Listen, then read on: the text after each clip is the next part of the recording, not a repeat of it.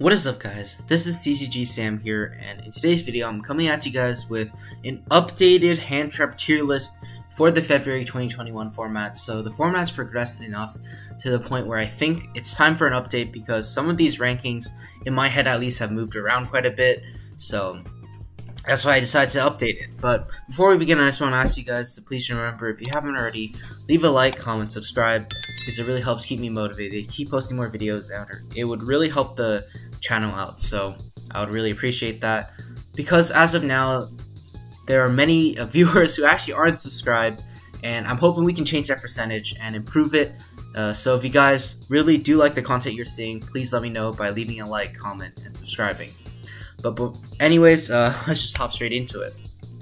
So the very first hand trap is going to be Ash Blossom Joy Spring. I think it's pretty safe to say that this is an S tier hand trap, that any deck and every deck is pretty much going to be playing this card, just because of how generic it is. It covers every single matchup. It's decently good against all the top decks right now. It's a very, very good one-for-one in many of those matchups. Although it won't completely end their turn, it's still a very, very nice one-for-one that definitely should not be underestimated. Ash, 100% S tier. Next up is Ghost Spell and Haunted Mansion. Ghost Spell is interesting because it started to fall off a little bit from what I've seen. At the beginning of the format, a lot of people were main decking Ghost Spells for something like Drytrons, and while it's still pretty decent, I feel like Ghost Spell is only an A tier hand trap now, just because it's not as applicable against some of the top meta matchups right now. Against like the top three, well, I'll just say the top three I consider are Virtual World, Drytrons, and Eldritch. I'm just saying against each of those, Bell does have applications, but it's definitely nowhere as close to as good as a card like Ash in those matchups. Next up is Chaos Hunter. This one is interesting because it's like another version of Artifact Lancea, and while Lancea is a really, really good card, Chaos Hunter on the other hand, I just feel like probably isn't that good in this format. I have to put in the C tier. It's really not that great because you do have to discard a card. Your opponent has to specifically special summon a monster for you to be able to use this effect, and then summon itself out onto the board. And once it's on the board, it becomes very vulnerable to a card like like Chalice or something, or Nightmare Cerberus or Nightmare Unicorn, just to get rid of it. So I feel like for that reason, it really doesn't allow you a lot of ways to stop your opponent before they're able to actually go off, because they could have banished so many cards before they special summoned a monster, which is why I feel like Lance is just so much better than this. Next up is Ally of Justice Cycle Reader. So in my last tier list, I felt like this card was really, really not good, and it was just very, very situational, but it turns out, like against Drytrons, this card is a huge blowout against them. Like, you can potentially just end their whole turn, get so much value off of it if once they tribute Ben 10 for cost, because if you do this on the Ben 10, the Ben 10 doesn't get its effect, and they lose the Drytron they used to tribute. So for that reason, I'm putting it in S tier, just because of how powerful it is against Drytrons. And since Drytrons are one of the top meta contenders right now, I feel like Cycle Reader, definitely a very, very good hand trap against them. It's also important to note, it's a tuner, may come up. It's a dark. I'm pretty sure it's a dark. I could be wrong about that. But the other thing is, it's a level 3. So in Virtual Worlds, you can summon it and bring back Nian, which may not sound like the most relevant, but it can definitely come up. So Cycle Reader is definitely a really, really good hand trap. Next up is DD Crow. DD Crow is also a very good hand trap against all the top decks. It's a solid quote-unquote one for Meg 1 against them, because obviously you aren't like trading a card exactly, but it can banish their starters in Virtual World Qinglong. It can banish their grind game and all the other spells and traps. It can also banish all the Drytrons. It can banish the Drytron ritual spell, which can be huge. DD Crow just offers a little bit more flexibility than something like Cycle Reader, because it allows you to also apply it to other matchups where the graveyard can just be pretty important, because against a lot of meta decks at the moment, like, the graveyard is super, super important, and just getting rid of any card in the graveyard, be it monster spells or traps, just makes DD Crow a very, very solid A tier hand trap in my opinion. Next up is Dimension Shifter. Dimension Shifter is definitely a huge blowout against all the top meta decks right now, because of how reliant they are in the graveyard. The biggest problem with this, however, is its restrictions on how you can use it, because you have to have no cards in your graveyard, meaning you only get to use it once and when you're going second, pretty much. So in that specific scenario, that's when it's good. And of course, it affects you during your next turn as well. So your deck has to be able to not care about your cards getting banished, which just means you can't play in like a virtual world mirror, for example. It really just doesn't work. Doesn't work in a Drytron mirror.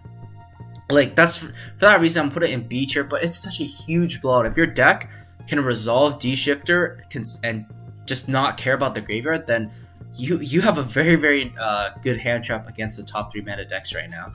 So for that reason, I feel like I'm going to put it in B just because of how restrictive it is, but it's a very powerful hand trap. Next up is Ghost Sister and Spooky Dogwood. Yeah, you guys know how I feel about this card. I think this card sucks. This is all I'm going to say about it. It doesn't matter how many life points you have. If your opponent puts an unbreakable board up, like they just take an extra turn to kill you. That one extra card you draw is probably not going to save you, to be honest. Next up is Droll and Lockbird. Droll and Lockbird is very, very nice because it's a blanket effect that affects many of the top meta decks. So like, especially against Drytrons, where they search so much, and Droll just becomes so huge against them. It's actually such a big blowout. For that reason, I'm going to put it in S tier. Droll, the fact that I can just end their turn. Handtraps that can potentially end your opponent's turn, like, I just feel like should mostly be an S tier, obviously aside from like D-Shifter or whatever. But Droll is also, it's just very nice in any combo deck to play, because even if you stop your opponent for that one turn, you're usually going to be able to kill them the next turn because you're playing a combo deck yourself. Next up is FRAMEGEAR Gamma. Gamma is very, very nice because of how generic it is, how powerful it is against any combo deck, because it can potentially just shut off your opponent's like entire plays right then and there. So I'm gonna put Gamma in the S tier. Gamma should be a staple in almost any deck because of its applications on your turn as well. So unlike the other hand traps, it does something on your turn. It protects your spells and your spells from resolving on your turn, or if your opponent shotguns something like Artifact Lancea in the standby, you just punish them so hard with Gamma, and they're gonna regret ever doing that, and they probably won't ever do that again. But yeah, Gamma is just super, super powerful. It gives you 2 free bodies for synchro play or a link play, and if you pair it with something like Cypher Lambda, you can just get so much advantage. If you just drop a Gamma on your turn, make an Omega, make a Lambda, banish the Omega, trigger the Lambda, searching another copy of Gamma as a monster negate for future turns, but obviously you don't have to do that for it to be good. It's still good even if you can't do that. So for that reason, Gamma 100% S tier hand trap on the same level as Ash. Next up is Ghost Mourner. Ghost Mourner is or Moonlit Chill. I think it's okay. The thing is, like, effect negation like this just isn't that good this format, because like it doesn't do much against Drytrons, doesn't do anything against Elvish, pretty much does nothing against Virtual Role 2, and like I said, those are the top 3 meta decks in my opinion. So for that reason, I'm put it in like low B tier. It has some applications against like Rogue, of course. Like a lot of Rogue decks are gonna be reliant on monster effects, so this can be pretty nice. So for that reason, I'm just leaving it in B tier. It has potential to become good one day in my opinion. Next up, Ghost Reaper Winter Cherries. In this format, it's definitely a C tier hand trap. It doesn't do anything because there isn't a deck that specifically relies on like 2 or 3 copies of a specific extra deck monster like Salamangreats did. You can tell when combo decks are playing Pot of Prosperity, they really do not care about some of the cards in their extra decks. So Ghost Reaper is just not going to be doing anything against those decks. So for that reason, it's going to be in C tier until a deck like Spirals or ABCs, or like I mentioned before, maybe against Prank Kids, like maybe you can banish the Link one, but you'd have to pretty much be in a local surrounded by Prank Kids for this to even be considered decent. Next up is GNOMATERIAL. GNOMATERIAL is in a very interesting place because it is an inherent Nang 1 like most of these hand traps are, but it also doesn't even take away any resources from your opponent. It prevents them from using one monster as a material, which can potentially end their turn. They're playing a hyper combo deck that very heavily relies on having multiple monsters linking up, synchroing off, or whatever. But because of its restrictions like D-Shifter, I feel like I'm gonna just have to leave it in the B tier. It's not super great against something like Eldritch. Of course, it doesn't do anything against that deck. And like D-Shifter, it's very restrictive in its activation condition. You have to have no cards. But one day, I feel like if Link Climbing becomes good again, this can be very, very powerful. For now, it's only okay against Dragon Link in some scenarios, but they still have ways to play out of it too, in something like World Legacy Guard Dragon or Red MD. Next up is Impermanence. Impermanence has, I feel like, been slowly creeping back into the format from what I've been seeing, because it does have the potential to negate something like VFD because most players will shock on it. But the problem with this is like it gets wrecked by Chuchi, and against like other decks, Imperm just doesn't really do much, honestly. But it is decent against something. It becomes better against Eldritch now because you're able to negate their back row, and you're able to negate their Inspector border, which they're going to be more... It's going to be more common in the Eldritch decks. So for that reason, I'm going to put it in like mid B tier. Imperm definitely will be good again one day, but this is just not its format in my opinion. Next up is Artifact Lancea. Lancea is really, really nice. It's a wide variety of meta decks. So against something like Virtual World is nice. Against Dinosaurs is pretty nice. Against like other decks is not so great, and for that reason I'm gonna have to just only put it in A tier. When I say only, it's like I'm not saying it's not a good card. It's a really, really good card. Very budget friendly too. And of course, its light typing could be potentially huge if you're playing Dragon Link or something. I also should mention Lancea is quite good against Dragon Link, so for that reason, I'm putting it in A tier. It's a very nice hand trap. It's just unfortunately not as prevalent right now. Next up is Nibiru. Nibiru is still decimating like combo boards left and right because like now that they lost whatever was banned on the Link Cross was banned on the last ban list.